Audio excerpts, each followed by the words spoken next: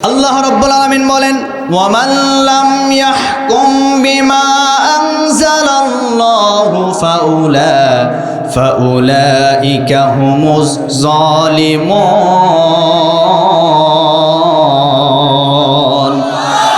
আল্লাহ বলেন যারা কোরআনের আইন দিয়ে বিচার ফায়সালা করে না এরা হলো জালিম। আবার একই আয়াত রব্বুল আলামিন বললেন ওয়ামান লাম ইয়াহকুম বিমা আনজালাল্লাহু ফাউলাইকা হুমুল কাফিরুন। তৃতীয়বার আবার বললেন ওয়ামান লাম ইয়াহকুম বিমা আনজালাল্লাহু ফাউলাইকা হুমুল ফাসিকুন।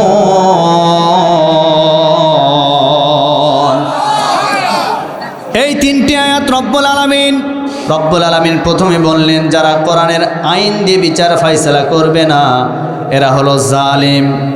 এরপর আল্লাহ বললেন এরা হলো কাফের। তৃতীয়বার গিয়ে আবার বললেন কোরআন দিয়ে যারা বিচার ফায়সালা করবে না এরা হলো ফাসিক। প্রথম দুইটা আয়াত এটা কাফেরদের জন্য সীমাবদ্ধ, আর তৃতীয় নাম্বার যে আয়াত ফাসিকের কথা আল্লাহ বললেন এটা কিন্তু কাফেরের জন্য নয়, এটা হচ্ছে এই সমাজের ভিতরে নামধারী মুসলমানদের জন্য। তবে মনে রাখবেন পাবনার মুসলমান, আগামীর যেই সূর্য হবে সেই সূর্য ইসলামের সূর্য। আগামীর বাংলাদেশ হবে ইসলামের বাংলাদেশ। আগামীর পার্লামেন্ট হবে আল কোরআনের পার্লামেন্ট। এই পার্লামেন্ট গড়তে গিয়ে আমাদেরকে জীবন দিতে হবে, আমাদেরকে সম্পদ দিতে হবে। আমরা সব কিছু দিয়ে আগামীর বাংলাদেশে এই জমিনের ভিতরে আল্লাহর আইন প্রতিষ্ঠা করতে কারা কারা রাজি আছি দুটি হাত তুলে আল্লাহকে দেখায় দেয়। সব দলেরই দেখা হলো কেমন করে চালাই দেশ, আগামীতে দেখতে হবে আল কোরআনের বাংলাদেশ। আগামীতে দেখতে হবে ইসলামপন্থীদের বাংলাদেশ। আমাদের কোরআনের মুফাসসির আল্লামা সাঈদী সাহেব বলে গেছিলেন যে বাংলাদেশের ভাগ্য আকাশে উত্তর গগনে কালো মেঘ জমা হয়েছে। আমরা তো দেখতে পাচ্ছি সেই কালো মেঘ আবারও বাংলার জমিনে ছেয়ে গেছে চতুর্দিকে, যার প্রতিফলন আমরা দেখেছি। আমাদের কলিজার ভিতরে আজকে রক্তক্ষরণ হচ্ছে। আমাদের কলিজার ভাই সেই শরীফ হাদি ভাই আজকে গুলিবিদ্ধ হয়ে মৃত্যুর সঙ্গে পাঞ্জা লড়ছে। আজকে কারা এই ঘটনাগুলি ঘটিয়েছে সব তথ্য বের হয়ে আসছে। তবে আমরা আজকে বলতে চাই আজকে বাংলাদেশে ডিজিএফআই আছেন, এনএসআই আছে, সেনাবাহিনী আছে, র্যাব আছে, পুলিশ আছে। এত প্রশাসন থাকার পরেও এই হাদি ভাইয়ের খুনিরা, এই সমস্ত সন্ত্রাসীরা বাংলাদেশ থেকে পালিয়ে যায় কেমনে? আগে সর্বপ্রথম স্বরাষ্ট্র উপদেষ্টাকে আমরা বলতে চাই এই ধরনের বড় বড় যারা আইনে বসে আছেন তাদেরকে আপনি বৈঠক দিয়ে এদেরকে দৃষ্টান্তমূলক আগে আওতায় আনতে হবে। আমার রাসূল বলেন মান ক্বালা বিহি সাদাকা, যে ব্যক্তি কোরআন দিয়ে কথা বলে সে সত্য কথা বলে। সুবহানাল্লাহ কোন। আল্লাহর নবী আরো বলেন ওয়ামান হাকামা বিহি আদিলা, যে ব্যক্তি কোরআন দিয়ে বিচার করবে সে সমাজে ন্যায় বিচার কায়েম করতে পারবে। আজ আমরা স্বাধীনতার প্রায় 50 বৎসর পার করে ফেলেছি, আমাদের সমাজের ভিতরে কোরআনের কোনো জায়গায় কোনো বিচার আমরা পাই নাই। এজন্য নবীজি বলেন যে ব্যক্তি কোরআন দিয়ে বিচার ফায়সালা করতে পারবে না সে সমাজে কোনোদিন নেই বিচার প্রতিষ্ঠাও করতে পারবে না। আর কোরআনের বিচার যারাই করে না তাদেরকে কোরআনের ভাষায় বলা হয় জালিম। আল্লাহ রাব্বুল আলামিন বলেন ওয়ামান লাম ইয়াহকুম বিমা আনজালাল্লাহু ফাউলাইকা হুমুজ জালিমুন।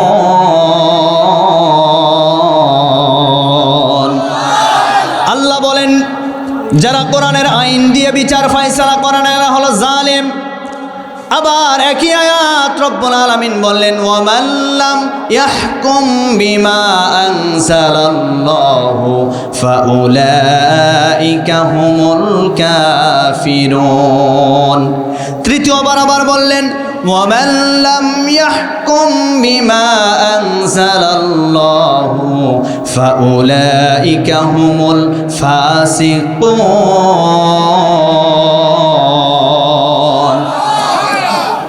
এই তিনটি আয়াত রব্বুল আলামিন শব্দের শেষে শব্দ কথাটাও ভিন্ন করে দিয়েছেন। রব্বুল আলামিন প্রথমে বললেন যারা কোরআনের আইন দিয়ে বিচার ফাইসালা করবে না এরা হলো জালিম। এরপর আল্লাহ বললেন এরা হলো কাফের। তৃতীয়বার গিয়ে আবার বললেন কোরআন দিয়ে যারা বিচার ফাইসালা করবে না এরা হলো ফাসিক। প্রথম দুইটা আয়াত এটা কাফেরদের জন্য সীমাবদ্ধ, আর তৃতীয় নাম্বার যে আয়াত ফাসিকের কথা আল্লাহ বললেন এটা কিন্তু কাফেরের জন্য নয়, এটা হচ্ছে এই সমাজের ভিতরে নামধারী মুসলমানদের জন্য। তার কারণ ফাসিক কাকে বলা হয়?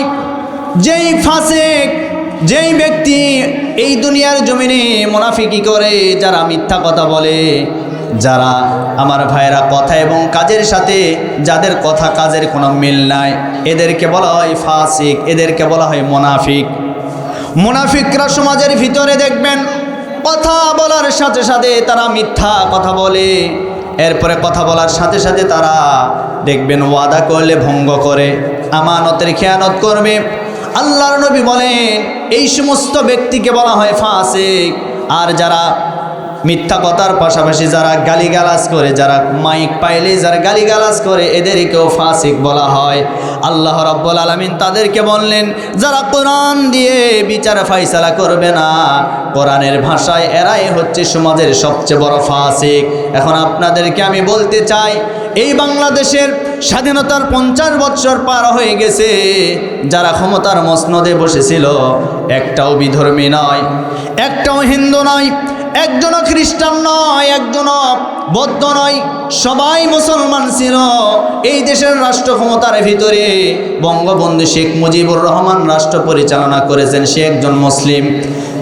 এরপরে শহীদ প্রেসিডেন্ট জিয়াউর রহমান, সেও রাষ্ট্র পরিচালনা করেছে, সেও মুসলিম।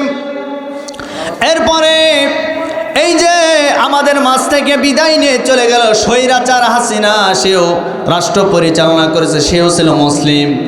জননেত্রী বেগম খালেদা জিয়া, সেও রাষ্ট্র পরিচালনা করেছে, সেও ছিল মুসলিম। চাচা এরশাদ, সেও এই বাংলাদেশ পরিচালনা করেছে, সেও ছিল মুসলিম।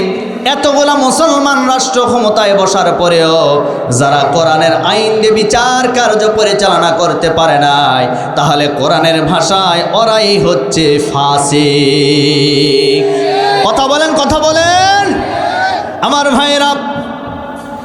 একটি ঘটনা মনে পড়ে গেল, বলবো বলবো ঘটনাটা হলো উগান্ডা দেশ, উগান্ডা নামক রাষ্ট্র।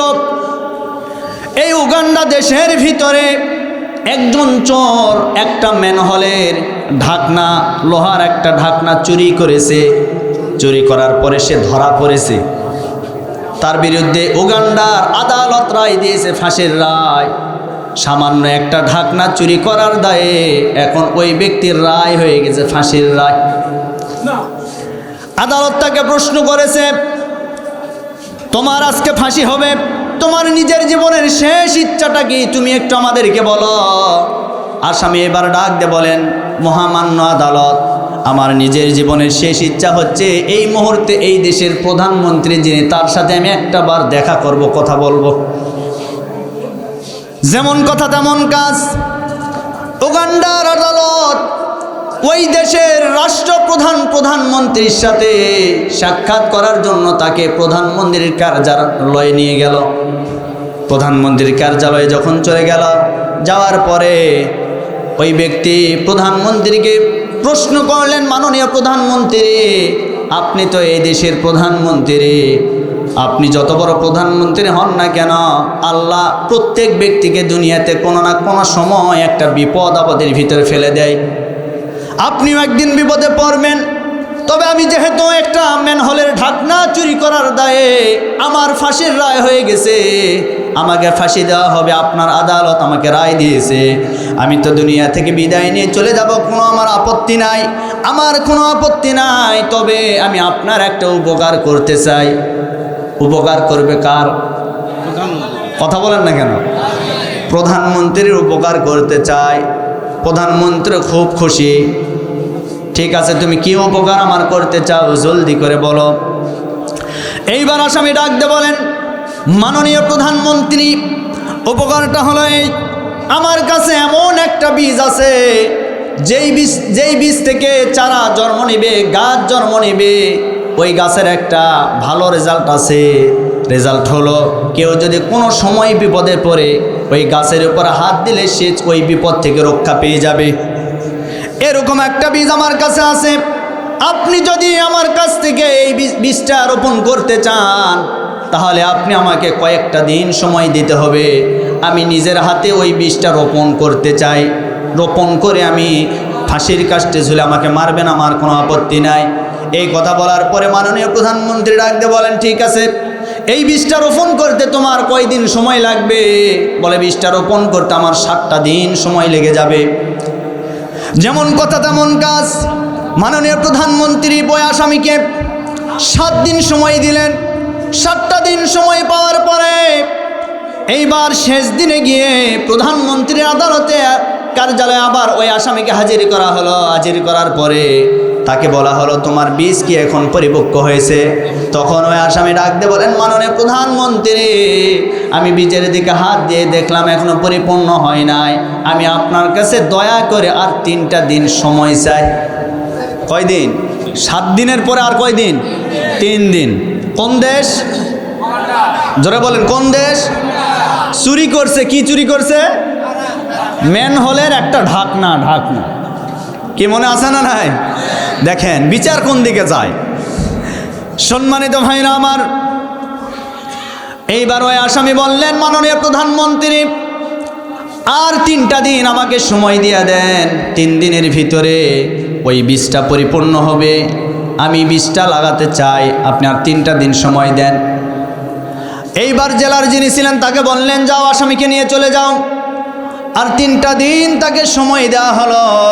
এই 3টা দিন সে সময় নিয়ে ওই বীজটা আমার জন্য, আমার উপকারের জন্য সে রোপণ করে দিবে। এটা তো ভালো কাজ। 1 দিন 2 দিন 3 দিন পার হয়ে গেল। আবার ওই আসামিকে প্রধানমন্ত্রীর কার্যালয়ে নিয়ে আসা হলো। প্রধানমন্ত্রীর কার্যালয়ে যখন চলে আসলেন, এমন সময় প্রধানমন্ত্রী ডাক দিয়ে বলেন, আসামি, তোমার তো সময় শেষ হয়ে গেছে। ওইদিকে 7 দিন সময় নিলা, 7 দিন শেষ। 3 দিন সময় নিছ, 3 দিন সময় শেষ হয়ে গেছে। এখন তুমি আমার ওই বীজটা রোপণ করে দাও। ওই বীজটা রোপণ করে দিয়ে তুমি ফাঁসির জন্য প্রস্তুতি গ্রহণ করো। আমি আপনাদেরকে যেটা বলতেছিলাম, কোরআন দিয়ে বিচার যদি না হয় সেই সমাজের ভিতরে ন্যায় বিচার পাওয়া যায় না। কোরআন দিয়ে যারা বিচার করে না সেই সমাজের ভিতরে যা হয় সব অন্যায়, অবিচার। কথা বলেন ঠিক কিনা? আর একটু সাউন্ড বাড়ান আমার ভাইয়েরা। এইবার বলতেছিলাম, উগান্ডার প্রধানমন্ত্রী আসামিকে আবার প্রধানমন্ত্রীর নিকট নিয়ে যাওয়া হলো। নিয়ে যাওয়ার পরে বলা হলো, তোমার তো সময় শেষ। 7 দিন সময় চেয়েছো, সময় দিয়েছিলাম। আবার 3 দিন চেয়েছো, 3 দিন দিয়েছি, সময় শেষ। আজকে তুমি চারা রোপণ করবা আর ফাঁসির কাস্টে ঝুলবা, তোমার আর কোনো কৈফিয়ত চলবে না। এইবার যুবকটা ডাক দিয়ে বলেন, মাননীয় প্রধানমন্ত্রী, আমি যে চারাটা রোপণ করব এই চারা সব ঠিক আছে, মাটি তৈরি হয়ে গেছে, চারা রোপণ করার জায়গাও প্রস্তুত হয়ে গেছে। কিন্তু এটার নিয়ম হলো, যেই ব্যক্তি চোর হয় ওই চোরের হাতে চারা রোপণ করলে ও কোনোদিন গজাবেও না, ও বড় হবে না, কোনো উপকারও করতে পারবে না। আমি যেহেতু একটা চোর, আপনার আদালতে আমি চোর বলে সাব্যস্ত হয়েছি, একটা ঢাকনা চুরি করেছি, এই জন্য আপনি আমাকে ফাঁসির কাস্টে ঝুলিয়ে দুনিয়া থেকে বিদায় করে দিচ্ছেন। অতএব আমি তো একটা চোর, আমি চোর হয়ে ওই চারাটা রোপণ করতে পারবো না। এই রাষ্ট্রের ভিতরে যিনি সৎ মানুষ, যিনি কোনোদিন চুরি করে নাই, তার দ্বারা চারাটা রোপণ করতে হবে। এবার প্রধানমন্ত্রী সর্বপ্রথম অর্ডার করলেন, কোথায় আমার অর্থমন্ত্রী? আসো, এদিকে আসো। অর্থমন্ত্রীকে ডাকা হলো। অর্থমন্ত্রীকে বললেন, মাননীয় অর্থমন্ত্রী, আমি প্রধানমন্ত্রী ঘোষণা করলাম এই চারা তুমি নিজে রোপণ করবা। অর্থমন্ত্রী মাথা নিচু করলেন, স্যার প্রধানমন্ত্রী আপনি কি বলেন? আমি যে একটা দেশের অর্থমন্ত্রী, মাঝে মধ্যে 2-4 টাকা এদিক সেদিক আমার দ্বারা হয়ে গেছে। তার মানে সেও যে চোর, সে জায়গায় শিকার। কি কথা বোঝা যায়? কি বোঝা যায়?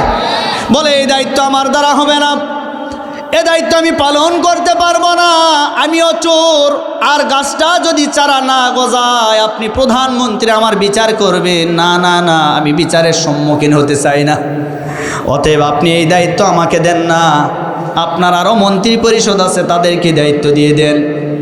এইবার চলে আসলো গণপরিবহন মন্ত্রী আমাদের কাকু, কি কথা বলেন, ওবায়দুল কাদেরের মতো একজন গণমন্ত্রী চলে আসলো, পরিবহন মন্ত্রী। তাকে বলা হলো, ও পরিবহন মন্ত্রী, আপনি তো ভালো মানুষ, আমি নিজেও জানি, আমি তো দেশের প্রধানমন্ত্রী, গিয়ে ভালো মন্দ এটা আমার জানা আছে, আপনি ভালো মানুষ, আপনি চারাটা রোপণ করুন, তবে সাবধান, চারা যদি না গজায় বুঝবো আপনিও চোর, আপনারও বিচার করব। এইবার পরিবহন মন্ত্রী ডাক দিয়ে বলেন, স্যার আমি পরিবহনের বিশাল বড় একটা দায়িত্ব, এই দায়িত্ব পালন করতে গিয়া 2-4 টাকা এদিক সেদিক হয়ে গেছে, আর এদিক সেদিক হওয়ার কারণে আমি যদি চোর হই তাহলে তো চারা উঠবে না, ও কাজ আমাকেও আপনি দেন না।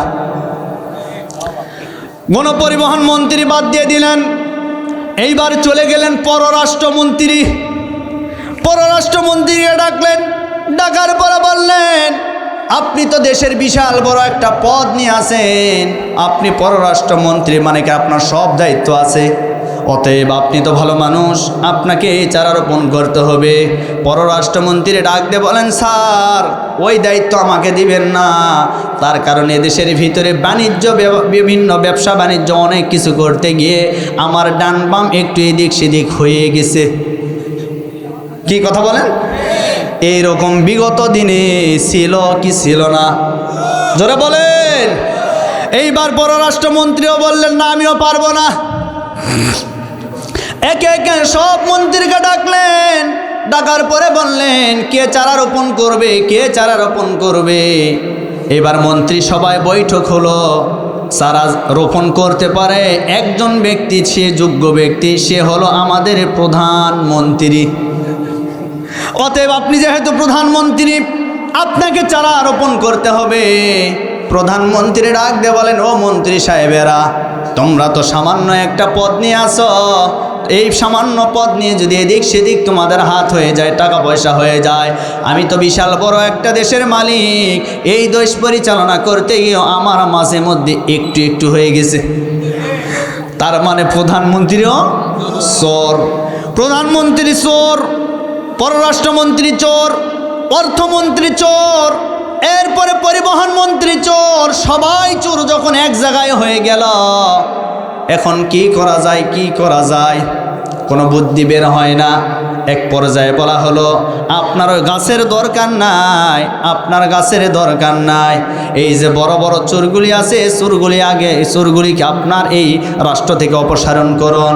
প্রধানমন্ত্রী বললেন, আমি যদি এই চোরদেরকে অপসারণ করি তারাও তো আমার বিরুদ্ধে আন্দোলন করবে, আমি তো সেটাও পারছি না, যেটা বিগত দিনে হয়ে গেছে। এ কথা বলেন না কেন? কি কথা বোঝা যায়? কোনো দিকে যেতে পারে না। এক পর্যায়ে তার ভিতর থেকে একজন ব্যক্তি বললেন, কোনো কাজ যখন আপনি করতে পারবেন না, আপনারা নিজেরাই যদি এত অর্থ কেলেঙ্কারির দায়ভার নিতে পারেন, আপনারা যদি বড় চোর হয়ে বসে থাকেন, সামান্য একটা ঢাকনা চোর, যে ঢাকনা চুরি করেছে এর অপরাধে আপনি তাকে ফাঁসির কাস্টে ঝুলিয়ে মারবেন, না না না, এটা তার উপর জুলুম হয়ে যাবে, এই মুহূর্তে আপনি যুবকটাকে ছেড়ে দেন, সে চলে যাক, আমাদের বিপদও কেটে যাবে। এবার প্রধানমন্ত্রী ডাক দিয়ে বলেন, না, যুবককে ছাড়াও যাবে না, আমরা যে এতগুলা চোর বসে আছি, বাহিরে সংবাদ সম্মেলন করে বলবে প্রধানমন্ত্রী চোর, পররাষ্ট্রমন্ত্রী চোর, অর্থমন্ত্রী চোর, সবাই যখন চোর, এটা সারা দেশের ভিতরে বিক্ষোভ সমাবেশ হবে, আমাদের মন্ত্রী পরিষদ থাকবে না, আমরা তাকে হত্যা করে দুনিয়া থেকে বিদায় করব। এইবার সবার সম্মতিক্রমে তাকে ফাঁসির জন্য আবার ফাঁসির কাস্টে ঝুলিয়ে বিদায় করা হবে। এমন মুহূর্তে আরেকজন ব্যক্তি এসে বললেন, স্যার না না না, সামান্য একটা অপরাধের কারণে আপনি তাকে মারবেন না, তাহলে তাকে যেহেতু মারবো না, কি করতে চাই, কি করা লাগবে, আমাকে একটু পরামর্শ দাও। এইবার প্রধানমন্ত্রীকে পরামর্শ দিলেন, আপনি যেহেতু তাকে ছাড়তেও পারছেন না, মারতেও পারছেন না, অতএব তাকে আমাদের দলের ভিতরে যুক্ত করেন। কি করবে? যুক্ত করেন। তার মানে চোরে চোরে মাস্তা তো, আরো জোরে বলেন। বিগত আমরা দেখেছি এই ঘটনা, যাদেরকে আমরা এই বাংলাদেশের রাষ্ট্র ক্ষমতায় দেখেছি, একেবারে উপর লেভেল থেকে শুরু করে নিচতলা পর্যন্ত যারাই ছিল সবাই ছিল চোর। এ কথা বলেন না কেন? এই চোরেরা আজকে বাংলাদেশকে শ্মশান করে চলে গেছে, এই চোরেরা আজকে বাংলাদেশের টাকা বাহিরে পাচার করে চলে গেছে। এজন্য আপনাদেরকে আমি স্পষ্ট ভাষায় বলতে চাই, আগামীতে কোনো চোর, কোনো স্বৈরাচার, কোনো জালিম রাষ্ট্র ক্ষমতায় যেন বসতে না পারে। এজন্য যা করা দরকার আমাদেরকে আগামীতে করতে হবে। রব্বুল আলামিন বলেন, মাইয়াশফা শাফাআতান হাসানাতান ইয়াকুল লাহু নাসীবুম মিনহা ওয়া মাইয়াশফা শাফাআতান সাইয়্যাতান ইয়াকুল লাহু কিফলুম মিনহা। এই সমাজের ভিতরে কেউ যদি একটা ভালো কাজ করে আর ওই ভালো কাজকে যে সাপোর্ট করবে, যে ভালো কাজ করলো, সে যে পরিমাণ সওয়াব আল্লাহর কাছ থেকে পেল, সাপোর্ট করার কারণে তার আমল নামায় সম পরিমাণ সওয়াব রব্বুল আলামিন দান করবে। অপরদিকে যেই ব্যক্তি সমাজের ভিতরে কোনো অন্যায় কাজ করবে, কোনো পাপাচারী কাজ করবে, এরপরে নেতা হওয়ার পরে সমাজের ভিতরে গানের আসর জমায়া দিবে, গান বাজনা বৃদ্ধি করবে, যেই ব্যক্তির রায় নিয়ে এই নেতা নির্বাচিত হওয়ার পরে চেয়ারে বসার পরে অশ্লীলতা বেহায়াপনা সমাজে বৃদ্ধি করলো, যারা একটা করে রায় দিল, যারা একটা করে সাপোর্ট দিল, যারা একটা করে ভোট দিল, সিল দিল, ওই সমস্ত ব্যক্তির আমল নামায় ওই পাপের ভাগ ফ্লাক্সিলোডের মতো ঢুকে যাবে।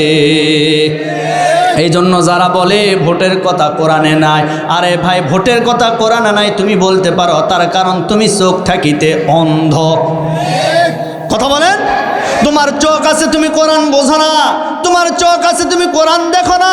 আল্লাহ এই জায়গায় তো ভোটের কথা বললেন, মাইয়াশফা শাফাআ, এটাই তো ভোটের কথা আল্লাহ বললেন। ভোট শাফা মানে কি আমার ভাইরা?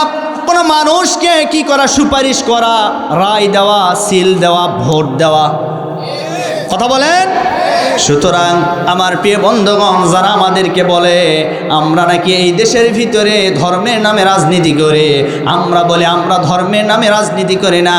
ধর্মের নামে রাজনীতি তারাই করে যারা নির্বাচনের সময় মাথায় টুপি পরে। নির্বাচন আসলে এক ওয়াক্তের নামাজ যারা 5 বার করে আদায় করে, এই সমাজের ভিতরে তারাই তো ধর্মের নামে রাজনীতি করে। আমরা ধর্মের নামে রাজনীতি করি না, আমরা যেটা করি আমরা ধর্মীয় রাজনীতি করি, যেটা আল্লাহর নবী করেছেন, যেটা সাহাবায়ে কেরামরা করেছেন, যেটা সালফে সালিহিনরা করেছেন, যেটা আমাদের ইমাম আজম আবু হানিফা রহমতুল্লাহ আলাই করেছেন। ইমাম আজম আবু হানিফা রহমতুল্লাহ আলাই এই কোরআনের রাজনীতি করার কারণে 3 বছর তাকে জেলখানায় বন্দি করে জালিম বাদশা ভাতের সঙ্গে বিষ মেখে দিয়ে দুনিয়া থেকে বিদায় করে দিয়েছেন। ইমামে আজম আবু হানিফা রহমতুল্লাহ আলাই তার জীবনের দিকে আপনি একটাবার তাকান। জেলখানার ভিতরে তাকে অফার দেওয়া হয়েছে, জামানার ইমাম, আপনি বড় ইমাম, আপনাকে দেশের ভিতরে প্রধান বিচারপতির পদ দেওয়া হবে, আপনাকে প্রধান বিচারপতি বানানো হবে, বিনিময়ে আমাদের দলের সাথে সংযুক্ত হয়ে যেতে হবে, আমাদের বিরুদ্ধে কোনো কথা বলা যাবে না। ইমামে আজম আবু হানিফা বলেছেন, ও জালিমের বাচ্চারা, শুধুমাত্র প্রধান বিচারপতির পদ কেন, তোমরা যদি আমাকে এই দেশের ভিতরে প্রধানমন্ত্রীও বানাও, রাষ্ট্রপতিও বানাও, এরপরে আমি তোমাদেরকে বলে দিলাম কোন জালিমের সামনে আমি মাথা নত করব না। সমাজের ভিতরে নেতা হওয়ার পরে গান বাজনার আসর দিবে, গান বাজনাকে সাপোর্ট করবে, ওই ধরনের নেতাকে আমরা চাই না। যারা বলেন, এই যে গত কয়েকদিন আগে আপনারা দেখেছেন ফাউল বাউল যারা আছে, এরা গানের স্টেজে আমার আল্লাহকে নিয়ে পর্যন্ত বাজে মন্তব্য করেছে, কোরআনকে নিয়ে ব্যঙ্গ করেছে। তারা বলেছে কুল আউযু বিরাব্বিন নাস মালিকিন নাস ইলাহিন নাস মিন শাররিল ওয়াসওয়াসিল খান্নাস আল্লাযী ওয়াসওয়াসু ফি সুদুরিন নাস মিনাল জিন্নাতি ওয়ান নাস। আল্লাহ এত নাচ কেন দিল? সে উত্তর দিল আল্লাহ নাচতে বলছে, এজন্য এত নাচ দিয়েছে। নাউজুবিল্লাহ, জোরে কন। এখন আপনাদেরকে আমি বলি, বলেন তো এই নাচ শব্দের অর্থ কি নাচানাচি? তাহলে নাচ শব্দের অর্থ কি? জোরে বলেন। নাচ শব্দের অর্থ মানুষ। মক্তবের একটা ছোট্ট বাচ্চা পর্যন্ত বলতে পারবে নাচ শব্দের অর্থ মানুষ, ঠিক কিনা বলেন? কিন্তু এই ভণ্ডরা এরা স্টেজে এই কোরআনকে নিয়ে ব্যঙ্গ করলো। আবার এরা তো যারা হক্কানি ওলিয়া উলিয়া, হক্কানি পীর মুর্শিদ, এদেরকেও এরা ছাড়িয়ে গেছে। কথা বলেন, যারা হক্কানি পীর মুর্শিদ, হক্কানি ওলিয়া উলিয়া, তারা কোনোদিন বাদ্যযন্ত্র নিয়ে স্টেজে গান বাজনা করে না। তারা জিকির করে কার নামে? জোরে বলেন, কার নামে? আল্লাহর নামে জিকির। কিন্তু এই শয়তানেরা বাদ্যযন্ত্র নিয়ে গান বাজনা করে। আবার এরা বলে, হুজুর আপনারা তো শরীয়তের মাওলানা, আমাদের মারিফত আপনারা বুঝবেন না। আমরা বলি আমরা বুঝি না, ঠিক আছে, কিন্তু আমরা বুঝি মারিফত। ওটা যেটা তৈরি করেছো তোমরা, ওটা মারিফত, ওটা মারের পথ। কথা বলেন, যে মারিফত তারা তৈরি করছে, এটা কিসের পথ? মারের পথ। ওরা কি করে জানেন? গানের স্টেজ তৈরি করার পরে পাশে গিয়ে নারী পুরুষ একত্রিত হয়ে গাঞ্জা টানে। এ কথা বলেন না কেন? গাঞ্জা টানে, আবার দলিল দেয়, হুজুর আমাদের মারিফতে কোরআন 90 পারা, এই 90 পারার ভিতরে গাঞ্জা খাওয়ার কথা আছে। আমরা বললাম কিভাবে? উত্তর দিচ্ছে, গাইন জবর গা, জাল জবর যা, গাঁজা, খা জবর খা, গাঁজা খা। এখন এই দলিল দিল, বলেন তো আমাদের 30 পারায় দলিল আছে না নাই? তখন আমরা শরীয়তের হুজুররা দলিল দিলাম, তোমার কোরআনে যদি এইটা থাকে আমাদের কোরআনে এইটাও আছে, গইন পেশ গু, খা জবর খা, গু খা। কথা বলেন না কেন? ও তোমরা বললে দোষ হয় না, আমরা বললে সব দোষ হয়ে যায়। কি কথা বলেন? সুতরাং এই সমস্ত ভণ্ড, এই সমস্ত মুরতাদদেরকে বাংলাদেশে আগামীতে আর আশ্রয় প্রশ্রয় দেওয়ার কোনো সুযোগ নাই। সম্মানিত ভাইরা আমার, আমি যেটা আপনাদেরকে বোঝানোর চেষ্টা করতেছিলাম, আমি আপনাদের সামনে যেই কথাটা বোঝানোর চেষ্টা করতেছিলাম, আমার নবীজি বলেন, ওমান হাকামা বিহি আদিলা, যে ব্যক্তি কোরআন দিয়ে বিচার করে সেই সমাজের ভিতরে নেই বিচার কায়েম করতে পারে। এতদিন পর্যন্ত নেই বিচার কেউ কায়েম করতে পারে নাই। আমরা আগামীতে বাংলাদেশে দেখতে চাই এমন একটা রাষ্ট্র ব্যবস্থা হবে, যে রাষ্ট্র ব্যবস্থার মাধ্যমে এই সমাজের ভিতরে ন্যায় প্রতিষ্ঠা হয়ে যাবে। এই ন্যায় প্রতিষ্ঠা করতে গিয়ে আমরা আমাদের যা আছে সব কিছু দিয়ে আগামীর নির্বাচনে আমরা সেটাই চেষ্টা করব। কি করা যাবে না? আল্লাহ যেন আমাদেরকে তৌফিক দান করেন। এখন আসেন আমার তেলাওয়াতকৃত আয়াতের একটু কথা আপনাদের মাঝে বলি, এরপরে বিদায় নেব। আমার তো মনে হচ্ছে আপনারা মনে মন খারাপ করছেন। মন খারাপ করতেছেন, রাগ করতেছেন। রাগ করলে করার কিছু নাই, তার কারণ কোরআনের হক কথা আমাদেরকে বলতেই হবে। আমরা আগেও যেভাবে ভয় করি না, এখন আমরা কাউকে ভয় করি না। আমরা ভয় করি কাকে? আমাদের রবকে। আমাদের রব আল্লাহ, আমাদের সব আল্লাহ। অতএব আমরা আল্লাহকে ভয় করি। সম্মানিত ভাইরা আমার, আমি আপনাদের সামনে কোরআনে কারিমের সূরাতুল সফ, যারা বলেন কোন সূরা? সূরাতুল সফ। এই সূরাতুল সফ থেকে আয়াতে কারিমা তেলাওয়াত করেছি। আল্লাহ রাব্বুল আলামিন সুন্দর করে এই জায়গায় ব্যবসার কথা বললেন। আজকে দুনিয়াতে আমরা আলুর ব্যবসা করি, মূলার ব্যবসা করি, এরপরে ধান চালের ব্যবসা করি, আরও বিভিন্ন ব্যবসা আমরা করি। কিন্তু আল্লাহ এই জায়গায় একটা ব্যবসার কথা বলেছেন, যে এই ব্যবসা যদি আমরা আল্লাহর সাথে করতে পারি, এই ব্যবসার মাধ্যমে রব্বুল আলামিন আমাদেরকে জান্নাত নামক ঠিকানা দান করবেন, অবশেষে আমাদের জন্য জাহান্নামকে হারাম বানায় দিবেন। কি সেই ব্যবসা? এবার শোনেন, আল্লাহ রাব্বুল আলামিন বলেন, ইয়া আইয়ুহাল্লাযীনা আমানু হাল আদুল্লুকুম আলা তিজারাতিন তুনজিকুম মিন আযাবিন আলীম। আল্লাহ বললেন, ওহে যারা ঈমানের দাবি করো, হাল আদুল্লুকুম আলা তিজারাতিন, তোমাদেরকে আমি বলতে চাই, তোমাদের সাথে আমি আল্লাহ একটা ব্যবসা করতে চাই, লেনদেন করতে চাই। তুনজিকুম মিন আযাবিন আলীম, যেই ব্যবসার মাধ্যমে আমি আল্লাহ তোমাদের জন্য জাহান্নামের আযাব হারাম করে দিব। আমরা বললাম রব্বুল আলামিন সেই ব্যবসাটাকে আপনি বলুন। আল্লাহ বললেন, তুমিনুনা বিল্লাহি ওয়া রাসূলিহি ওয়া তুজাহিদুনা ফি সাবিলিল্লাহি বিআমওয়ালিকুম ওয়া আনফুসিকুম যালিকুম খায়রুল লাকুম ইন কুনতুম তা'লামুন।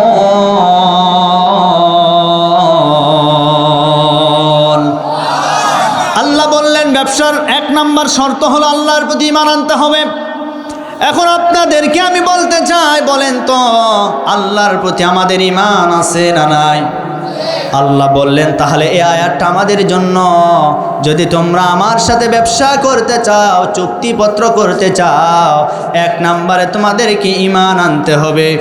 আবার এই ঈমান আনার পরে আল্লাহ বললেন, ও পৃথিবীর মানুষেরা, শুধু ঈমান আনলে হবে না, এই ঈমানের উপরে তোমাদেরকে টিকে থাকা লাগবে। রব্বুল আলামিনের জন্য বলেন, ইন্নাল্লাযীনা ক্বালু রাব্বুনাল্লাহু সুম্মা ইসতাকামু তাতানাজ্জালু আলাইহিমুল মালাইকা আল্লা তাখাফু ওয়া লা তাহজানু ওয়া আবশিরু বিল জান্নাতিল্লাতী কুনতুম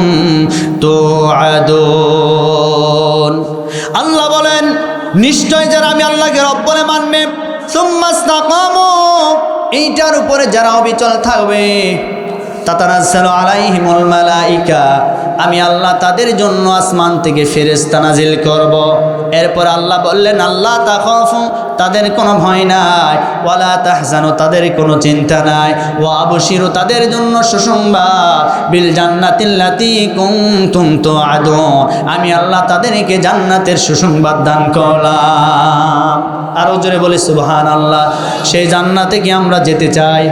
জান্নাত চির সুখের ঘর, জান্নাত চির সুখের ঘর, যদি জানতে ওগো তুমি, মায়া ঘেরা রঙিন পৃথিবী নয়তো সুখের খনি, মায়া ঘেরা রঙিন পৃথিবী নয়তো সুখের খনি। সে জান্নাত চাই কি চাই না? জান্নাত পেতে গেলে আমাদেরকে ঈমানের পরীক্ষা দিতে হবে। আল্লাহ বললেন, এক নম্বরে আমি আল্লাহর প্রতি ঈমান আনয়ন করতে হবে, আর ঈমান আনার পরে তোমাদের উপরে বালা মুসিবত আসবেন, যেমনটি আমার রাসূলের প্রতি এসেছিলেন। আমার ভাইয়ের একটু মনোযোগ সহকারে শুনবেন।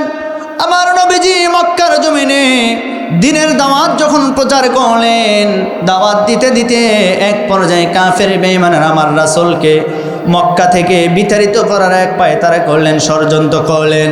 আমার নবীজি মক্কার মানুষদেরকে দাওয়াত দেওয়া বন্ধ করলেন। এক পর্যায়ে আমার রাসূল চিন্তা করলেন, আমি দাওয়াত নিয়ে চলে যাব আমার দুধমা হালিমার শহরে, তায়েফ শহরে। আমার নবীজি তায়েফ শহরে চলে গেলেন। মক্কা থেকে প্রায় 90-95 কিলোমিটার দূরত্ব এই তায়েফ শহর। এই তায়েফ শহর মক্কা থেকে এত দূরে, আমার রাসূল 3 দিন পর্যন্ত পায়ে হেঁটে এই তায়েফ শহরে আগমন করেছেন। সুবহানাল্লাহ। কোন মক্কার আবহাওয়া একরকম, তায়েফের আবহাওয়া আরেক রকম। মক্কাতে যারাই গেছে, ওমরা হজ করেছেন, তারা জানেন মক্কার আবহাওয়া গরম, আর তায়েফের আবহাওয়া শীতল ঠান্ডা। যতই রোদ হোক না কেন, তায়েফ শহরে কিন্তু কোনো গরম পাওয়া যায় না। আর পুরা মক্কার ভিতরে যতদিন থাকবে শুধু গরম আর গরম, বাহিরে বের হওয়া যায় না। এমন একটা আবহাওয়া আমার রাসূল চলে গেলেন তায়েফ শহরে।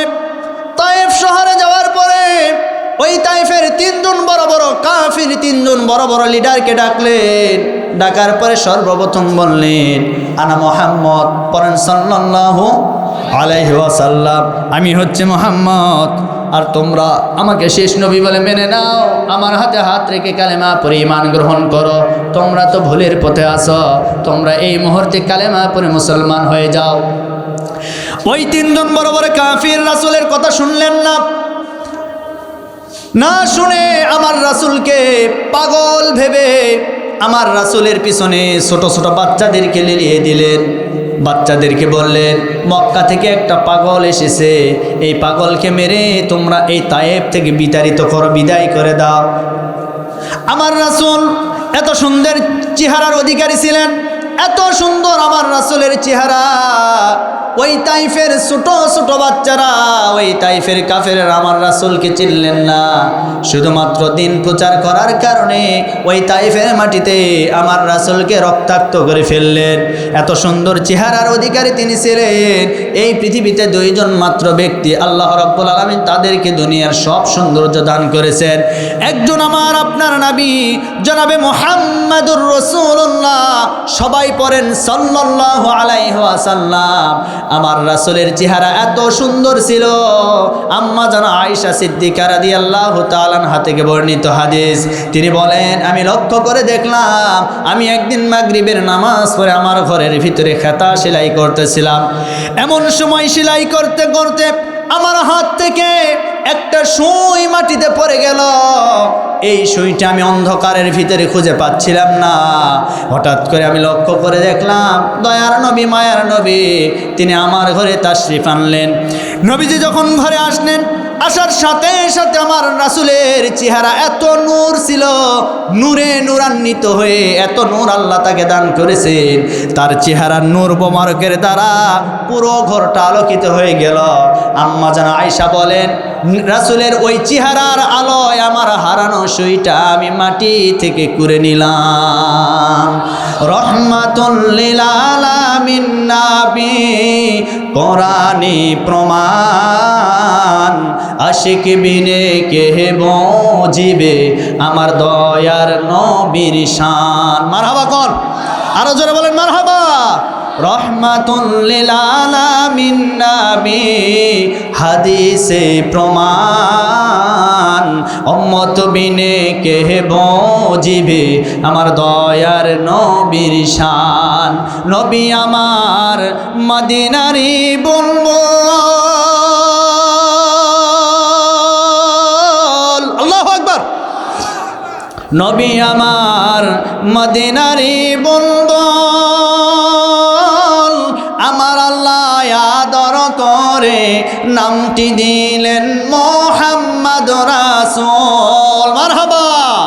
নবী আমার মদিনারি বুলবুল, আমার আল্লাহ ভালোবেসে নামটি দিলেন হাবিবে রাসূল। সেই নবীকে ভালো না বাসলে, সেই নবীকে মহব্বত না করলে থাকবে না ঈমান। আশিক বিনে কে বুঝিবে আমার দয়ার নবীর শান, উম্মত বিনে কে বুঝিবে আমার মায়ার নবীর শান। রহমাতুল লিল আলামিন নবী কোরআনে প্রমাণ, আশিক বিনে কে বুঝিবে আমার দয়ার নবীর শান। মারহাবা জোরে কোন, আরো জোরে বলেন মারহাবা। বাজান খারাপ লাগে, কষ্ট পান? আলোচনা চলছে চলছে, কতক্ষণ চলবে? সারা রাত? বাপরে বাপ, সারা রাত মানে ওয়াজ করতে করতে বক্তা যদি মারাও যায় ওই জায়গা পুঁতে রাখবে, এরকম নাকি? না, সারা রাত নয়, বরং আমার পরে আমাদের সম্মানিত মেহমান পীরজাদা, উনি আমাদের ফুরফুরা দরবার শরীফ থেকে আগত, ওনারা হচ্ছেন হক্কানি দরবার, হক্কানি ওলিয়া উলিয়া, উনি আমাদের মাঝে উপস্থিত। উনি আসবেন, তাশরিফ আনবেন, আমরা ওনাকে শ্রদ্ধার সাথে সম্মানের সাথে গ্রহণ করবো ইনশাল্লাহ। বলেন ইনশাল্লাহ বলেন। সেই পর্যন্ত আপনারা থাকবেন তো ইনশাল্লাহ? আচ্ছা যাবেন কারা কারা? হাত তোলেন। ওই দেখছেন একজন তাও হাত তুলছে, ও চলে যাবেন, ও এই জন্য হাত তুলছে, যাবে, দেখছেন স্বীকারও করছে। আল্লাহ আকবার। এরকম শ্রোতাও থাকে, মানে উনি স্বীকার করেছেন, সত্য কথা বলছেন যে হুজুর আমি হয়তো বেশি থাকবো না, চলে যাব, এরকম ধারণা নাকি? না ভাই না, মুনাজাত করে যাবেন। শোনেন, আজকে একটা বার স্মরণ করুন, একটা বার মনে করুন, হাদির জায়গায় যদি আমি আপনি থাকতাম, আজকে আমি আপনি লাশ হয়ে হাসপাতালে বেঁধে থাকতাম। আজকে হাদি ভাই হাসপাতালে, মনে করুন তার মৃত্যু হয়ে গেছে, তার মৃত্যু হয়ে গেছে, সে মারা গেছে, সে জায়গায় যদি আমি আইয়ুব আলী আনসারী থাকতাম, আজকে আমিও লাশ হয়ে যেতাম। আজকে আমার নামটাও ঘোষণা করা হতো আইয়ুব আলী আনসারী আজকে দুনিয়াতে নাই, সে মারা গেছে। আমার ভাইরা, প্রতি বছর মাহফিল হয়, আপনি আশেপাশে লক্ষ্য করে দেখুন, গত বছর এ জায়গায় মাহফিল হয়েছে, আপনার পাশে বসে কোনো না কোনো মুরব্বী, কোনো না কোনো যুবক ভাই, কোনো না কোনো বাবাজি ওয়াজ শুনেছে। আজকে সে আপনার পাশে নাই, আজকে শুয়ে আছে বাঁশঝাড়ের নিচে 3.5 হাত মাটির ঘরের ভিতরে। এমন তো হতে পারে আগামী বছর মাহফিল আসবে, সব ঠিক থাকবে, আপনি থাকবেন না, আমিও থাকবো না, পারে কি না? এরকম হতে পারে না? অতএব কেন আপনি যাওয়ার জন্য নিয়ত করলেন? কেন মনে করেন আজকের রাত জীবনের শেষ রাত, আজকের রাত তওবার রাত। আমরা তওবা করে বাড়িতে যাব ইনশাল্লাহ বলেন, ইনশাল্লাহ বলেন। আল্লাহ আমাদেরকে তওবা করে বাড়িতে যাওয়ার তৌফিক দান করুন। সম্মানিত ভাইরা আমার, আরো সামনে খেলা আছে। কি আছে? খেলা, খেলা হবে। সম্মানিত ভাইরা আমার, আমার নবীজি সেই তায়েফ শহরে ছোট ছোট বাচ্চারা আমার রাসূলের পিছনে রাসূলকে আক্রমণ করার জন্য চলে গেলেন। এই ছোট ছোট বাচ্চারা হাতের ভিতরে পাথর নিলেন, পাথর। এই পাথরটা আমার রাসূলের এই সুন্দর চেহারার উপরে ছুঁড়ে মারলেন, আমার রাসূলের শরীরে মারলেন। মারতে মারতে আমার রাসূলকে রক্তাক্ত করে ফেললেন। এমনকি আমার নবীজি জমিনে পড়ে গেল, যে জায়গায় রাসূল পড়ে গেছেন সেই জায়গা মার্ক করা আছে। আমার ভাইয়েরা, আমার নবীজি ওই জায়গায় রক্তাক্ত হয়ে পড়ে গেলেন।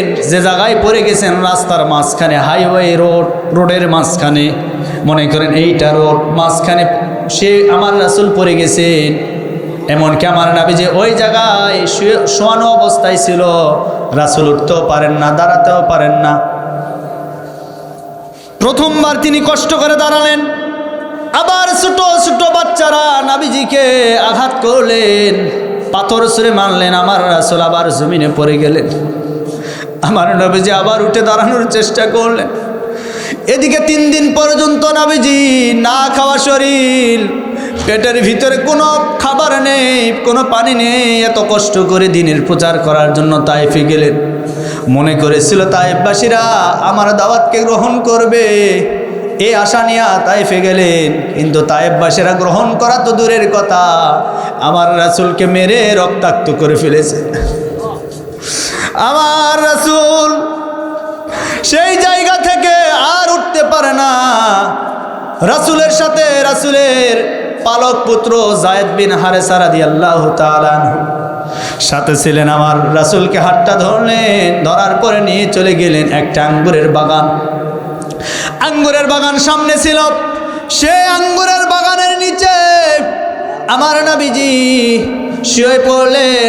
এই দৃশ্যটা দেখার পরে ওই আঙ্গুরের বাগানের একজন কেয়ারটেকার ছিল, তার নাম ছিল আদ্দাস। জোরে বলেন নাম কি?